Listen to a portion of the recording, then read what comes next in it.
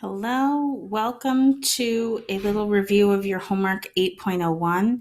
I was noticing some common mistakes on questions 9 and 10, the mixed review from our similar figures unit. So let me go through those. So looking at number 9, it says the ratio of similarity of triangle boy to triangle girl is in a ratio of 1 to 2. If BO equals x plus 3, and GR equals 3x minus 1, we're going to label our picture there. So we have an x plus 3 and a 3x minus 1. And the ratio 1 to 2 here. So what it's saying is that from triangle boy compared to triangle GRL, it's in a ratio of 1 part to 2 parts. So that's a fraction for us here. And we're going to set that equal to the ratio of the sides. So we're going to put in the x plus 3 and our 3x minus 1 and go to solve. So our cross products, remember the 2 will be distributed up. So we'll have 2x plus 6 equals 3x minus 1.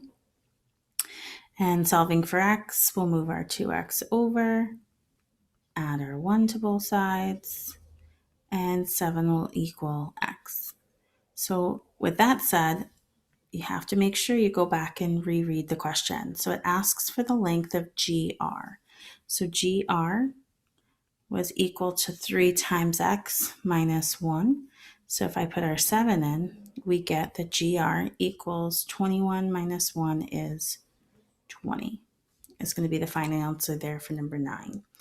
Moving down to number 10, something I need to help you guys with here is that these two triangles kind of are rotated around from each other. So reading the question, in triangle SCU, and that's our big triangle. And I'm going to label a new drawing of it down at the bottom.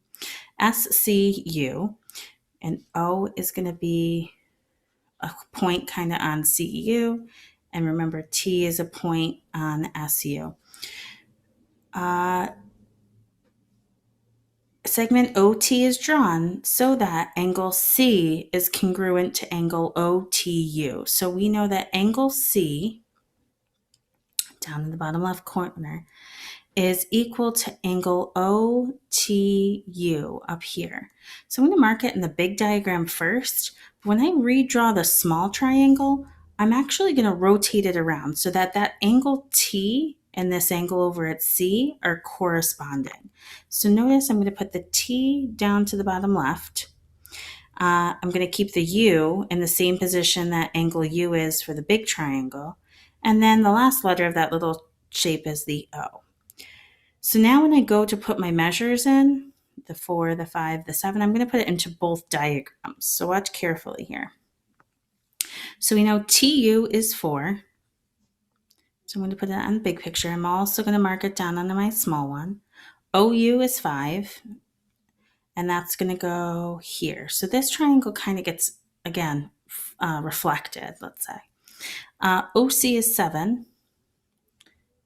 So since OC is 7, then the 7 goes here, and that OU is 4. I'm sorry, OU is the 5. So making CU a whole measure of 12. That's the sum of 7 and 5. And they're asking us for the length of ST, which is going to be X. So that means the whole side SU is going to be X add 4 for this whole measure. So now setting up our proportion, when we look at our corresponding pieces, we're going to have 5 compares to the X plus 4. So 5 over the X plus 4 equals, I'm going to start in the small one again, 4 compared to its whole side over here is going to be 12.